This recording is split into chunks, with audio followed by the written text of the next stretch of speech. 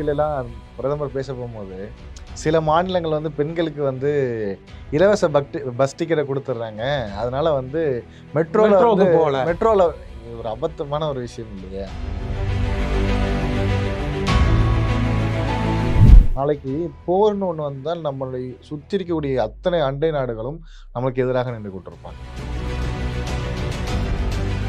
அண்ணன் சீமான் வந்து கொஞ்சம் செலக்டிவ் அம்னீசியா இருக்குதுன்னு நினைக்கிறேன் நான்.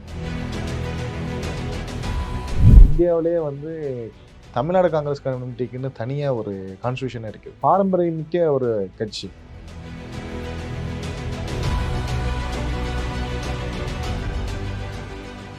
நிகழ் நேயர்களுக்கு வணக்கம். இப்போ ஒரு புது பகுதியில் நம்ம இப்போ காங்கிரஸ் பிரமுகர்கள் நபில் அவர்களை சந்திக்கிறோம். நபில் அவர்களுக்கு வணக்கம். வணக்கம் சார். கோவிஷீல்டு ஊசி போட்டதுனால பாதிப்பு ஏற்பட்டதுங்கிறத ஒத்துக்கிட்டு அந்த நிறுவனமே அதை வாபஸ் வாங்கிச்சு, அதை நிறுத்திடுச்சு அந்த சப்ளைலாம். அப்போ கோவேக்சின் போட்டவங்களாம் கொஞ்சம் புன்முறுவல் புரிஞ்சாங்க. அப்பா நாங்கள் தப்பிச்சிட்டோம், கோவிஷீல்டு தான் ஆபத்து அப்படின்ட்டு. இப்போ கோவேக்சின் அதையே சொல்லியிருக்குது அந்த நிறுவனமும். இல்லை ஒட்டுமொத்தமாக ஒரு ஆய்வில் இந்த 2 ஊசியில் எதை போட்டிருந்தாலும் 30% பேர் பாதிக்கப்பட்டிருக்காங்கன்னு சொல்கிறாங்க. இப்போ உங்களுடைய பார்வை என்ன அது சம்பந்தமா? இதுதான் நம்ம ஆரம்பத்துல இருந்து காங்கிரஸ் கட்சியின் வந்து சொல்லிக்கிட்டே இருக்கிறது. அதாவது மக்களுக்கு வந்து இலவசமாக தடுப்பூசி அளிக்க வேண்டும் என்பதை முதல்ல கொண்டு வந்தது இந்திரா காந்தி அம்மையாருடைய பீரியட்ல வந்து போலியோக்கு எதிராக கொண்டு வந்தாங்க. அது மாதிரி நிறைய விஷயங்கள் வந்து கண்டினியூஸாக கொண்டு வந்தாங்க.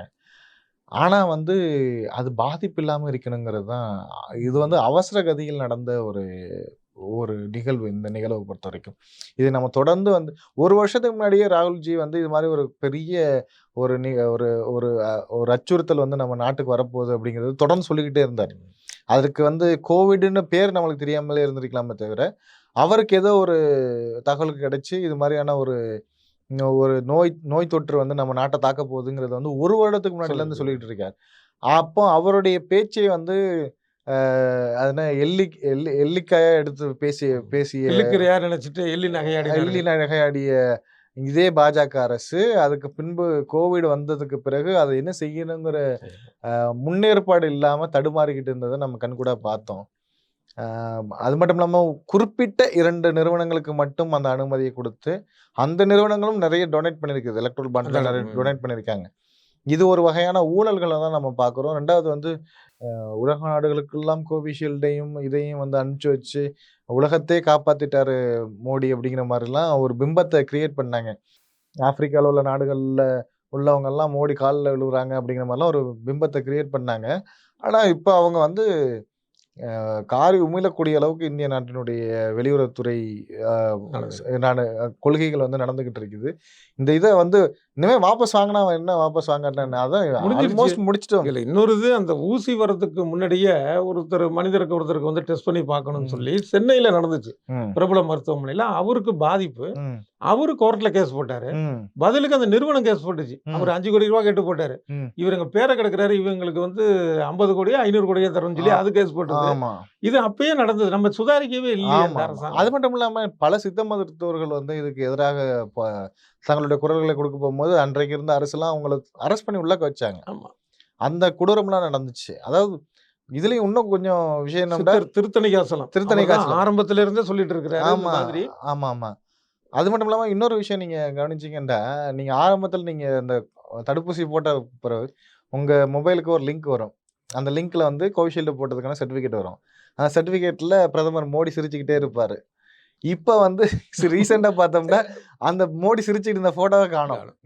அப்போ தவறே நீங்கள் செய்யாதவர்களாக இருக்கும் பட்சத்தில் உங்களுடைய புகைப்படத்தை ஏன் அதுலேருந்து ரிமூவ் பண்ணணும்? இது ஒரு நல்ல முக்கியமான கேள்வி. அது என்ன சொல்றாங்கன்னா, கோட் ஆஃப் கான்டாக்ட் இருக்குது, அதனால வந்து நாங்கள் ரிமூவ் பண்ணிட்டோம் அப்படிங்கிற மாதிரி அவங்க சொல்றாங்க பாஜக தரப்புல. கோட் ஆஃப் கான்டாக்ட்லாம் வந்து மதிக்கக்கூடியவங்களா அவங்க? என்னன்னா 2 கட்ட தேர்தல் முடிஞ்சதுக்கு அப்புறம் தான் ரிமூவ் பண்ணியிருக்காங்க. இது எப்படி இருக்கு? 2வது கட்ட தேர்தல் முடிஞ்சதுக்கு அப்புறம் தான் அதுவே ரிமூவ் பண்ணாங்க. அப்போ வந்து கோட் ஆஃப் கான்டாக்ட் அந்த 2 கட்ட தேர்தலுக்கு எங்க போச்சு உங்களுக்கு? சரியான கேள்வி. பொய்யான விஷயங்களை மட்டுமே பேசி மக்களை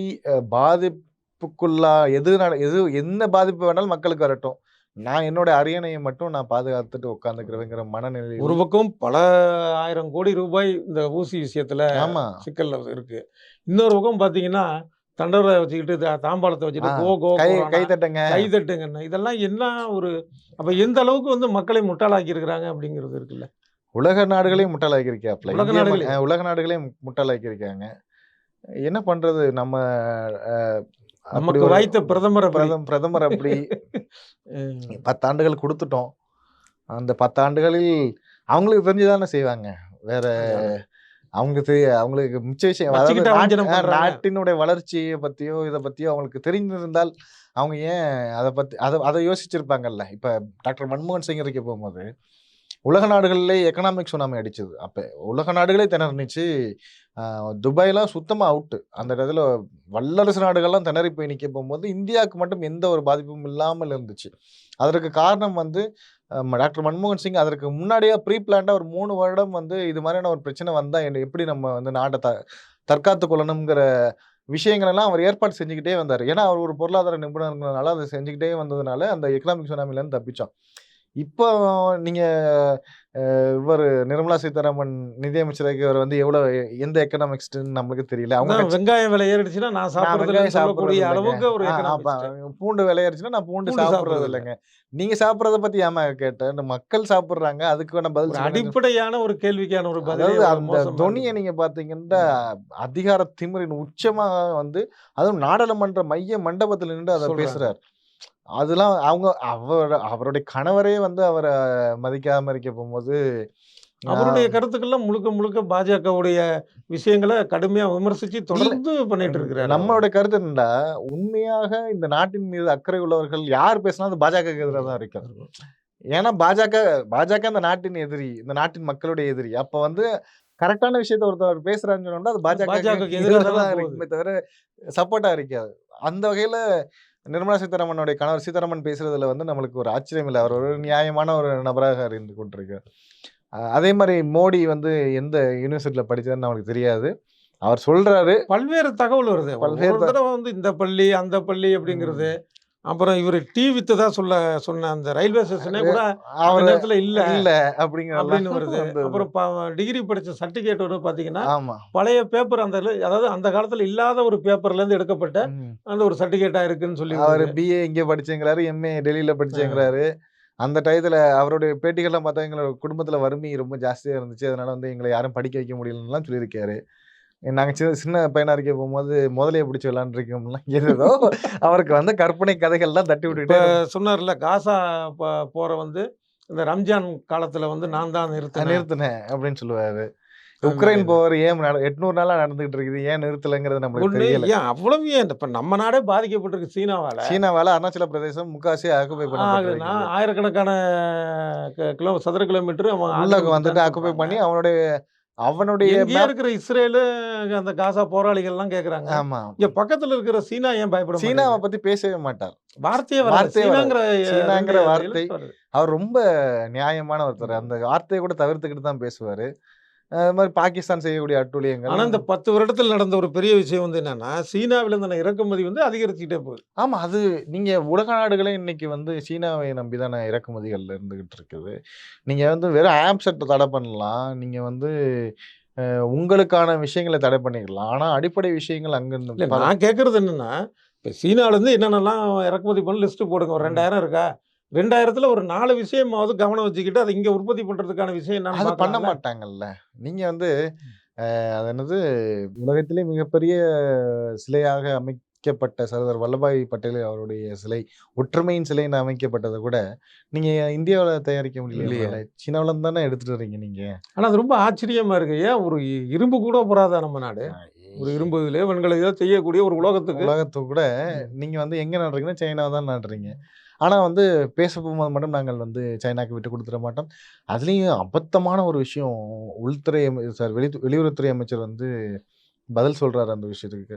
"பேர மாத்திட்டாங்கன்டா, நாடு போயிடுமா?" அப்படின்னு சொல்லிட்டு கேட்கிறாரு. எப்படி இருக்கு? பேர மாத்திருக்கியான், அதுக்கான என்ன ரியாக்ஷன் நீங்க குடுக்காம, நீங்க பேர மாத்திட்டா நாடு போயிடுமான்னு சொல்லி கேட்கறதுல வந்து, இது வந்து நம்ம ஊர்ல சொல்லுவாங்கல்ல, முட்டு குடுக்குறதுன்னு சொல்லுவாங்கல்ல. அது அவங்களுக்கு ஏன் இவரு முட்டு குடுக்குறாரு? இப்ப நம்ம வீட்ல இருக்காங்க. ஒருத்தர் இருக்கிறாரு. அவருடைய மனைவிக்கு வந்து இன்னொருத்தவங்க வந்து வேற ஒரு பேர் ஆ வைக்கிறாங்கன்னா, இப்ப என் பொண்டாட்டி பேர தானப்பா மாத்துனா? என் முன்னாடி என்ட்ட தானே இருக்கா அப்படின்னா, அது என்ன அர்த்தம்? அது வேற அதான் முட்டு ஒரு கோவம் வர வேணாமா கோவம் அது? வர அந்த கோவம் வராது அவங்களுக்கு. ஏன்னா தெரிஞ்சு தானே நடக்கும் அவங்களுக்கெல்லாம். நம்மள சொல்லுவாங்க மிச்ச ஆனா விஷயங்கள். இவங்க வந்து ஊர்ல இருக்கிற எல்லாரையும் ஆன்டி இண்டியன்ங்கிறாங்க. உண்மையான ஆன்டி இண்டியன் யாருங்கிறது ஜூன் 4 தெரிஞ்சு போயிடும்ல உங்களுக்கு. அதுக்கான பதட்டங்கள் தானே அந்த விஷயம். அது மாரி சைனா இவ்வளோ உள்ளக்க வந்து டென்ட் போட்டு ஒரு கிராமத்தையே உருவாக்கி வச்சிருக்கிறான். அதுக்கு ஒரு பேர் வச்சிருக்கான். அந்த பேருக்கு அத வந்து நீங்க தடுக்கக்கூடிய எந்த ஒரு எதிர்த்து அதுக்கான ஒரு அறிக்கை அது மாதிரியான கண்டனம் குடுக்கவே வராம மாட்டாங்க. குடுக்கவே ஒரு மாட்டாங்க. சமாளிக்கிறது தான். என்ன நீங்க இருந்தாலும் அது என் என் நீங்க பொண்டாட்டி தான் எதிர்த்து அப்படிங்கிற மாரி. நிக்கணுங்கிறது தான் சைனாவுடைய நோக்கம். ஆ. எதிர்த்து வான்னு சொல்லிட்டு இந்த காமெடியா சொல்ல போனோம்டா, வடிவேலு ஒரு படத்துல வந்து ஒரு வாடா, ஜோக் வாடா, வாடா ஒரு சின்ன வந்து பையன் வந்து வாடா வாடான்னு கூப்பிட்டுக்கிட்டே இருப்பான். கிட்னிய காலி பக்கத்துல உள்ள பண்ணிடுவான். ஒருத்தர் வந்து போயிடாத போயிடாதன்னு சொல்லிட்டு இருப்பாப்ல. அந்த அது மாரி மாதிரி உள்ள கூட்டு கிட்னிய திருடுறதுக்கான வேலைகள் பார்த்துக்கிட்டு இருக்காய்ங்க அவிங்க. இது வந்து ஆட்சி நிர்வாகத்தின் ஒரு ஒரு ஸ்ட்ராங்கான லீடர்ஷிப் இல்லாதது தான் அதுக்கானது. இந்த மாரியான ஒரு அப்புறம் விஷயம். இன்னொரு விஷயம். இனிமே மைசூர்லாம் போனோம் அப்படின்னு வச்சுக்கங்களேன், காலையில இங்க ட்ரெயின் ஏறுனோம்னா 1 1/2 மணி நேரத்துல போயிரலாம். ஆ ஆமா. 1 1/2 மணி போயிட்டு நேரத்துல அங்க எப்படி? டீ கீ சாப்பிட்டுட்டு இது பண்ணிட்டு ஈவினிங் கூட நம்ம திரும்பிக்கலாம். 1 1/2 மணி நேரத்துல போயிடலாம். ஆமாமா. சரி, புல்லட் சரி. ட்ரெயின் விட போறாங்க. டெல்லியிலேருந்து 4, 5 இடத்துக்கு விடுறாங்க. ம். நம்ம தமிழ்நாட்டு இதுன்னு பார்த்தா சென்னையிலேருந்து பெங்களூர் வழியா விடுறாங்களாம். பெங்களூர் வழியா புல்லட். மைசூர் போகுது. 435 கிலோமீட்டர் தூரத்த வந்து ஒரு 300 கிலோமீட்டருக்கு போதாம் வேகத்துக்கு. ரொம்ப ஆனா சந்தோஷம். அங்க கொஞ்சம் நின்னு கின்னு மாரி போற இடத்துல நின்னா கூட ஒரு அ 1 1/2 மணி நேரத்துல போயிரலாம். ரொம்ப சமீப சந்தோஷம் தானே! சமீபத்தில கூட யூபிலலாம் பிரதமர் பேச போம்போது, சில மாநிலங்கள் வந்து பெண்களுக்கு வந்து இலவச பஸ் டிக்கெட்ட குடுத்துடுறாங்க. அதனால வந்து மெட்ரோல வந்து மெட்ரோவுக்கு போகல. மெட்ரோல இது ஒரு அபத்தமான ஒரு விஷயம் இல்லையா?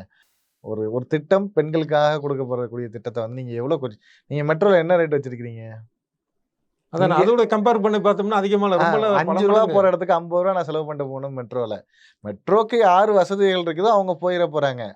ஆனா நீங்க வந்து எதையும் நீங்க கம்பேர் பண்ணி பார்க்குறீங்க. அப்ப வந்து மெட்ரோக்கே இவ்வளோ ரேட்ஸ் வச்சிருந்தீங்கன்டா, புல்லட் ட்ரெயின்லாம் விட்டீங்கன்னா என்ன ரேட்ஸ் அந்த வச்சிருப்பீங்க? புல்லட் ட்ரெயினுக்கு தான் வர்றேன். ம். என்னன்னா, இவங்க வந்து எங்க பார்த்தாலும் வந்தே பாரத் விடுறோம்ங்கிறாங்க. ம். அடுத்தது புல்லட் வரைக்கும் வந்துட்டாங்க. ஆனா இருக்கிற ட்ரெயின ஒழுங்கா பராமரிக்கிறது அ இல்ல. அதுக்கு இப்ப காரணம் என்னன்னா ஆர்பிஎஃப்ன்னு சொல்றோமே, அந்த ரயில்வே பாதுகாப்பு படையில, அதுல 50,000 அளவுக்கு போஸ்டிங் காலியா இருக்குதாம். ம், ம், அதுக்கு சார்ந்த பணிகள் ம், எல்லாம் இது மாரி இதுன்னு. அடுத்து முக்கியமா இந்த பாதுகாப்பு பணின்னு சொல்லுவாங்கல்ல, இந்த ம், காங்கி மேன்லாம் இருக்காங்கல்ல, இந்த சிக்னல் பார்க்குறது இந்த மாரி ம், விஷயம். அதுல வந்து 35% அளவுக்கு ஆட்கள் இல்லையாம். ம், அப்ப மீதி வேலையும் அவன் பக்கம் தூக்கி போட்டோம்னா, அதுவும் வந்து தற்காலிக பணியாளர்கள். ம், ம், அவன் எங்க உருப்படியா வேலை பார்ப்பான்? திடீர்னு வேலைக்கு வருவான். ஆனா ம். அவன சொல்லி தப்பு கிடையாது. எனக்கு டெய்லி வேஜஸ் தானே நீ. அப்ப ஆமாமா. நான் வேற ஒரு நல்ல வேலை பார்க்க தான்ப்பா. ஆனா படிச்சவன் போவார்ன்னு நெனைப்பான். ஆமாமா. அப்ப இதெல்லாம் விபத்து நடக்கிறதுக்கு முக்கிய காரணமா இது ஒண்ணு இருக்கு. நீங்க அவங்க இருக்கிறத விட்டுட்டு பறக்கிறதுக்கு ஆசைப்படுற மாரி பறக்கும் ட்ரெயினுக்கு போயிட்டு இருக்காங்க இப்ப அடுத்து. ரயில்வே துறைய விட்டுருங்க. நீங்க அக்னிபாத்ன்னு ஒரு திட்டத்த கொண்டு வந்து ராணுவத்திலேயே அப்படித்தானே ஒரு என்ன ஒரு ஆவுறது? வேலை ராணுவம் என்பது ஒரு நாட்டினுடைய எவ்வளவு உட்கட்டமைப்புக்கும் சரி, நம்மளுடைய நாட்டின் பாதுகாப்புக்கும் சரி, எவ்வளவு முக்கியமான ஒரு விஷயம். அதுல போயிட்டு நீங்க வந்து 100 நாள் வேலைவாய்ப்பு திட்டத்துக்கு எடுக்கிற மாரி, ஒரு 100 நாளைக்கு வந்து ஆட்கள எடுத்து உள்ள வைக்கிறீங்கங்கிறது எப்படி வந்து சாத்தியமான ஒரு விஷயம்? அதையே தான் காங்கிரஸ் சொல்கிறது. காங்கிரஸ் ஆட்சி வந்த உடனே அந்த அக்னிபாத் திட்டம் வந்து ரத்து கண்டிப்பா. செய்யப்படும்ங்கிறது வந்து ரொம்ப ஸ்ட்ராங்கா அவசியமான சொல்லியிருக்காங்க. ஒரு அப்புறம் இன்னொரு விஷயம் நம்ம இருக்கு. ராணுவனோட ஞாபகம் வருது. அதாவது இப்ப எத்தன நாட்ல அப்படி இருக்குன்னு தெரியல. இப்ப நம்ம நாட்டோடது பார்த்தீங்கன்னா, வேற நாட்டைச் சேர்ந்தவர்கள் கூட நம்ம ராணுவத்துல இருக்கிறாங்க. யாருன்னா ம், நேபாளம். ம். நேபாளம் படையின்னா தனியா அதுக்குன்னு ஒரு ஆமா. அமைப்பு வச்சிருக்கிறாங்க அதுல. இப்ப இந்த பாஜக வந்ததுக்கு அப்புறம் பார்த்தீங்கன்னா, இந்த சுத்தி வெளியுறவு கொள்கைகள தோத்துக்கிட்டே இருக்கு. பெரிய அளவுக்கான தோல்வி அது. இப்ப மாலத்தீவு ஆமா போச்சு, போயிருச்சு. இலங்கை அந்த மாரி சீனா பக்கம் போச்சு. இந்த மாரி போயிட்டுருக்கு. இதுல நேபாளமும் போச்சு. அப்ப அந்த நாட்டு வீரர்கள இங்க நம்ம நாட்டு இது வச்சிருந்தோம்னா, இப்ப இது ஒரு கேள்வி நியாயம் தானே! நாளைக்கு ஒரு போர்ன்னு வந்தா அவன் யாருக்கு அவங்கள எந்த பக்கம் அவங்களுடைய ஏன்னா அங்க சீனா பக்கம் முழுக்க அவன் போயிட்டான். ஆமா, இவங்க வெளியுறவு கொள்கை சரியில்லாதனால, அந்த நேபாள அரசு அந்த பக்கம் போயிருச்சு. ஆமா. அப்ப அது எவ்வளவு பெரிய ஆபத்து அது. ம். இத பத்தி ஏன் இவங்க வந்து கவலைப்பட்டாங்களா? சுதந்திரம் அடைந்த 75 ஆண்டுகள்ல இந்த மோடி அரசு 10 ஆண்டுகள் ஆட்சி செஞ்சிருக்கு. 65 வருஷத்துல இப்படி ஒரு பிரச்சனை நம்மளுக்கு வந்திருக்கா? வந்ததில்ல. பாகிஸ்தானோட நமக்கு வந்து உறவுகள் வந்து அது கசந்த அப்பையில இருந்து அது இருக்கிறது. சீனா கூடயும் அப்படிதான். தொடர்ந்துகிட்டே இருக்குது. சீனாவு கூட இவ்வளவு பிரஷர்லாம் நம்மளுக்கு வந்து கடந்த ஆட்சி காலத்துல ஏன் வாஜ்பாய் ஆட்சி காலத்துல கூட இவ்வளவு பிரஷர் நமக்கு நடந்தது ஏன்னா, கிடையாது. இந்த மக்மாகன எல்லைக்கோடுன்னு இந்திய சீன எல்லைக்கோட வகுத்ததிலேயே சில பிரச்சனைகள் இருக்குன்னு பிரச்சனைகள்லாம் சொல்றாங்க. வந்துச்சு. அது அப்பையிலேருந்து இருக்கக்கூடியது பாகிஸ்தான் அந்த மாதிரி. பாகிஸ்தான் அந்த ஆனா மாரி. நேபாளங்கிறது வந்து நேபாளமோ அல்லது வந்து இந்தியாவுடைய இன்னொரு மாநிலம்னு கூட சொல்லக்கூடிய அளவு கூட நேபாளமோ, சொல்லுவாங்க. மாலத்தீவோ அல்லது வந்து ஸ்ரீலங்காவோ, இந்தியாக்கு ஆதரவாக இருந்தது வந்து எப்படி சீனாக்கு ஆதரவாக போச்சு? அப்போ உங்களுடைய வெளியுறவுத்துறை கொள்கை இருக்குது. வந்து மிக மோசமாக இருந்துகிட்டு இதுல இருக்கு. இன்னொரு கொடுமை, பூட்டான் நம்மள ஒட்டி இருக்குதே. பூட்டானுக்குன்னு வெளியுறவு கொள்கையே கிடையாது. ம். என்னன்னா, இந்தியாவுடைய வெளியுறவு கொள்கை தான் அவங்க வெளியுறவு ஆமா. கொள்கை. அவங்களுக்குன்னு வெளிப்படையான பெரிய ராணுவம் கிடையாது. ம். இந்திய ராணுவம் தான் பாதுகாப்பு. ம். அவங்களுக்கு ஒரு சின்ன ஒரு ஆமா. பாதுகாப்பு அமைப்பு இருக்கு. அவ்வளோதான். இப்ப அங்க அந்த பூட்டான் நாடு இந்தியாவை மீறி எங்கேயும் பேசாத ஒரு நாடு. ம். இப்ப சீனாவுக்கும் பூட்டானுக்குமான ஒரு பேச்சுவார்த்தைலாம் தகவல் வருது. தகவல் வரதான் அப்ப செய்யுது. எல்லாமே கைவிட்டு போதே. அது உங்களுடைய நிர்வாக திறனின்மை தானே அது அதுக்கு எவ்வளவு மோசமான ஒரு மோசமான விஷயம் அது. சூழ்நிலை இருந்துட்டு இருக்கும். நாளைக்கு போர்ன்னு ஒண்ணு வந்தால் நம்மளை சுத்தி இருக்கக்கூடிய அத்தனை அண்டை நாடுகளும் நம்மளுக்கு எதிராக நின்று கொண்டிருப்பாங்க. ம். அப்ப அதனை வந்து ராஜாங்க ரீதியாக தீர்க்க வேண்டிய கடமை யாருக்கு இருக்குது? பிரதமருக்கும் இருக்குது, உள்துறை அமைச்சருக்கும் இருக்கு, வெளியுறவுத்துறை அமைச்சருக்கும் இருக்குது. ஆனா இத பத்திலாம் அத பத்திலாம் அவங்களுக்கு கவலையே இருக்காது. நமக்கு என்ன, நம்ம வந்து பிரதமரா இருந்துட்டு போறோமா? அதோட நம்ம இருந்துட்டு போறோம். அயோத்தி கோயில் கட்டணும், இஸ்லாமியர்கள் ஆபத்து, ம். மாட்டை வெட்டுனான்ட்டு கொலை பண்றது, இந்த மாதிரியான ஒரு சில ஒரு எதுக்கும் உதவாத மக்களுக்கு எதிரான சில அஜெண்டாவை வச்சுக்கிட்டா போதும். பூட்டான்ல வந்து கோட் ஆஃப் கான்டக்ட் வரைக்கும் போகும்போதே, பூட்டான் அரசு வந்து அவருக்கு வந்து மரியாதை ஒரு அந்த நாட்டினுடைய உயரிய விருதை குடுக்குது. பிரதமர் போய் அத வாங்கிட்டு வராரு. கோட் ஆஃப் கான்டக்ட் வைக்க போகும்போது இந்த மாதிரியான நிகழ்வுகள்ல பங்கேற்க கூடாதுங்கிறது வந்து ஒரு அடிப்படை. அடிப்படை. அந்த அடிப்படையை வந்து பிரதமரே மீறுகிறார். அப்ப அவருக்கு வந்து லாவும் தெரியல. அதாவது ஒரு குறைந்தபட்ச அ அடிப்படை உரிமைகள் என்னங்கிறதும் தெரியல. மக்களுக்கு எது நல்லது, எது கெட்டதுன்னு தெரியல. இப்ப அண்ணன் சீமான் வந்து சொல்லியிருக்கிறாரு பார்த்தீங்களா? ம். நடிகர் விஜய் வந்து கட்சி ஆரம்பிக்கிறத நான் வரவேற்கிறேன். ம். பேச்சுவார்த்தை கூப்பிட்டா போவேன். ம். மாநாடு நடத்துறதா சொல்லியிருக்கிறாங்க. அதுக்கும் கூப்பிட்டா போவேன். ம். அப்படின்லாம் சொல்லியிருக்கிறாரு. அண்ணன் சீமான் வந்து கொஞ்சம் செலக்டிவ் அம்னீசியா இருக்குதுன்னு நினைக்கிறேன் நானு. ஏன்னா சில மாதங்களுக்கு முன்னாடி உங்களுக்கு நீங்களும் பத்திரிக்கையாளர் ஆமா. தானே. இப்ப ரீசெண்டா தான் சொன்னாரு. அதான் நினைச்சிட்டு இருந்தேன் நான். அதாவது விஜயோட அரசியல் வருகையை பத்தி பத்திரிக்கையாளர் ஒரு கேள்வி 1 இயர் கேட்கும்போது, இருக்கும். உடனே என்ன சொன்னார்னா, இந்த ரஜினியும் கமலையும் அடிக்கிற அடியில வந்து விஜய் எல்லாம் தலை தூக்குறதுக்கே வந்து பயப்படணும் அப்படின்னா, இனிமே அவர் எந்த பின்புலத்துல இருந்து வந்தாருங்கிறத மறந்துட்டு, இந்த நடிகர்கள் எல்லாம் வந்து சினிமா துறையில இருந்தோம்னா உடனே வந்து அரசியலுக்குள்ள வந்துடலாமா அப்படிங்கிற மாதிரிலாம் பொங்கி எழுந்த மனுஷன். இன்னைக்கு வந்து என்னோட தம்பி வரட்டும் அப்படின்னு சொல்லிட்டு இதுல சொல்றாரு. இன்னொரு காமெடி என்னன்னா, அவர் அன்னைக்கு பேசுனதும் பெருசு கிடையாது. இன்னைக்கு பேசும் பெருசு இல்ல. நமக்கு தெரியும் அவருடைய பேச்சுக்கெல்லாம் பார்க்குறப்ப. விஜயகாந்த் ஒரு ஒரு ஒரு ஸ்லோகன் பயன்படுத்தினாரு. நான் அத அவரால வந்து அது கடைசி வரைக்கும் பின்பற்ற முடியல. தெய்வத்துடனும் மக்களுடன் தான் கூட்டணி அப்படின்னு சொல்லிட்டு. அதுதான் மக்கள்ட்ட வந்து மிக வேகமா போய் சேர்ந்துச்சு ஆக்சுவலா. ஆ உண்மையிலுமே அவருக்கு உடல்நல நல்லா இருந்துச்சுன்னா நம்மளோட சீஃப் மினிஸ்டரா கூட இருக்கிறதுக்கான எல்லா வாய்ப்புகளும் இருக்குது. ஆனா அதே ஸ்லோகனை காப்பி பண்ணிக்கிட்டு நான் வந்து இதுவரைக்கும் ஃபாலோ பண்ணிட்டு வர்றாரு. ஃபாலோ பண்றவருக்கு ஏன் ஒரு தடுமாற்றம்?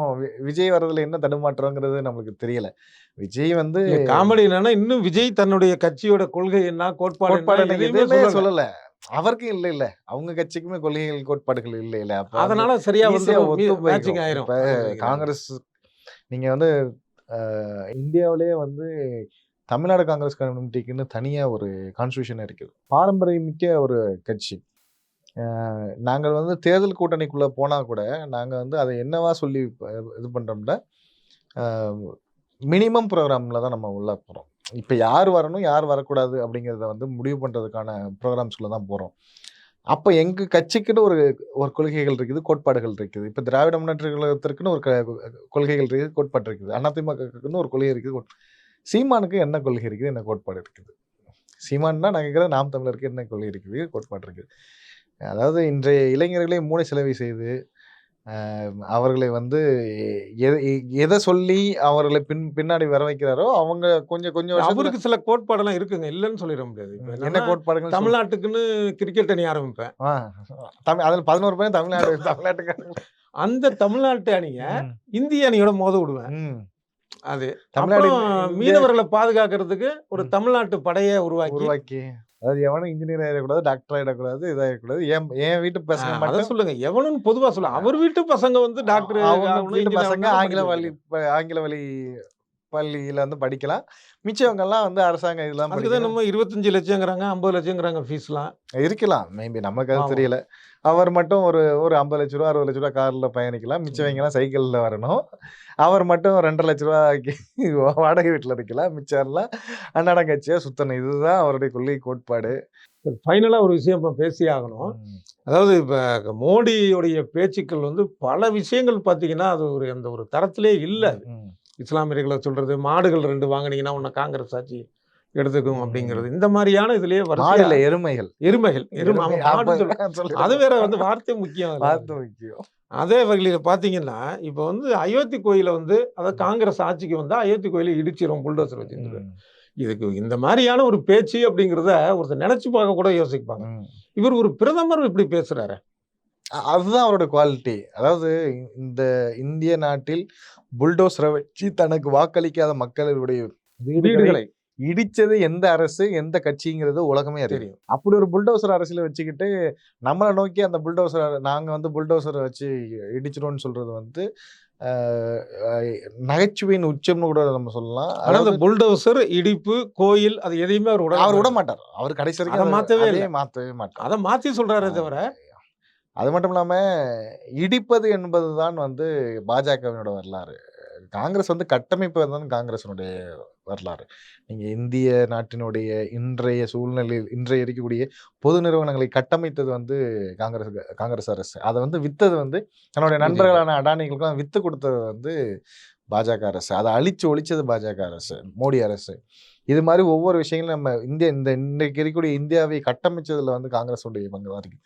உண்மையிலுமே தேசியமும், நேஷனலிசமும் யாருக்கு சொந்தம் அப்படின்னு சொன்னோம்னா, காங்கிரஸ்க்கு தான் சொந்தம். காங்கிரஸினுடைய ஒவ்வொரு தொண்டர்களுக்கும் சொந்தம். ஆனால் இதற்கெல்லாம் எதுவுமே சம்பந்தப்படாத ஒரு கூட்டம் வந்து துரதிர்ஷ்டவசமா வந்து ஆட்சியில உட்கார்ந்ததுனால, இதெல்லாம் பத்தி பேசுவாங்க.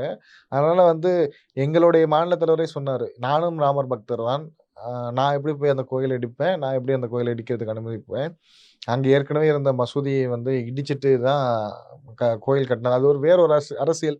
அதுக்குள்ள வந்து நம்ம இப்போதைக்கு போக வேண்டிய அவசியம் இல்ல. ஏன்னா உச்சநீதிமன்றமே வந்து அங்க கோயில் இருந்ததுக்கான எந்த தடைகளும் இல்ல. கீழ வந்து சில கட்டுமான பணிகள் ஏற்கனவே இருந்த இது கண்டுபிடிக்கப்பட்டிருக்குது. மக்களுடைய அது என்ன சொல்லுவாங்க? கூட்டு மனசாட்சியின் கூட்டு மனசாட்சி. அடிப்படைகள்ல வந்து நம்ம அந்த வந்து வார்த்தைய சொல்லியிருக்காங்க. ஆமாங்க. நம்ம வந்து குடுத்துட்டோம் அப்படின்னு சொல்லிட்டு சொன்னாங்க. அதையும் மக்கள் ஏத்துக்கிட்டாங்க. அதனால எங்களுக்கு என்ன ரிலீஃப்ன்னா, கோயில் இருந்தத இடிச்சிட்டு மசூதி கட்டினாங்கங்கிற அவப்பெயர் வந்து நீங்கிருச்சு. அதுவரைக்கும் சந்தோஷங்கிறதுனால இஸ்லாமிய மக்கள் அமைதி காத்துட்டாங்க அந்த இடத்துல. மிச்சபடி இடிப்பது என்பது வந்து காங்கிரஸினுடைய வழக்கமே கிடையாது. அதனால இன்னும் பல கோயில்கள் வந்து காங்கிரஸினுடைய இது. இன்னும் சொல்லப்போனா பாரத மாதாவிற்கு இந்தியாவில வந்து முதலாக வந்து கோயில் கட்டினதே காங்கிரஸினுடைய காங்கிரஸ் கட்சி. அதுவும் இப்ப சொல்றாரு இல்லையா? இப்ப நிக்கிறார் இல்லையா வாரணாசில, அந்த வாரணாசில தான் முதல் கோயில் கட்டினாங்க. இதெல்லாம் வரலாறு. அந்த வரலாறுலாம் உங்களுக்கு தெரியாது. படிக்க தெரியாது. படிக்கிறதுக்கு விருப்ப மாட்டாங்க. ராமர் கோயில் விஷயத்த பொறுத்தவரைக்கும் காங்கிரஸ் அப்படி ஒரு முடிவை எடுக்காது நினைச்சு கூட பார்க்க யாருமே நம்பவே இல்லையே. மக்களுமே மக்கள் நம்பலையே அத. நீங்க இப்ப சமீபத்துல ஒரு சில தினங்களுக்கு முன்னாடி அகிலேஷ் யாதவும், ராகுல் காந்தியும் சென்ற பொதுக்கூட்டத்த யூபில பாருங்க. அவங்கனால ஒரு கட்டத்துக்கு மேல வந்து கிரவுட் வந்து தாக்கு பிடிக்க முடியாம வந்து பாதியிலேயே அந்த பொதுக்கூட்டத்த விட்டு வெளியேற வேண்டிய சூழ்நிலைலாம் ஏற்பட்டுச்சு. அது தமிழ்நாட்டிலேயோ இல்ல தெலுங்கானாவிலயோ நடக்கல. அவர்கள் பெரிய ஆட்சி. பாஜக எது எங்களுடைய மிகப்பெரிய பலம்னு நினைக்கிறாங்களோ, அந்த யூபில அப்படி ஒரு மக்கள் செல்வாக்கு கூட்டம் நடந்துகிட்டு இருக்குது. ஜூன் 4க்கு பிறகு இவர்களுக்கெல்லாம் எல்லாம் தொடர்ந்து பேசுவோம். இது நேயர்களுக்கு நிச்சயம் ஒரு வரவேற்பு நேயர்கள்ட்ட நம்புறேன். நன்றி. நன்றி.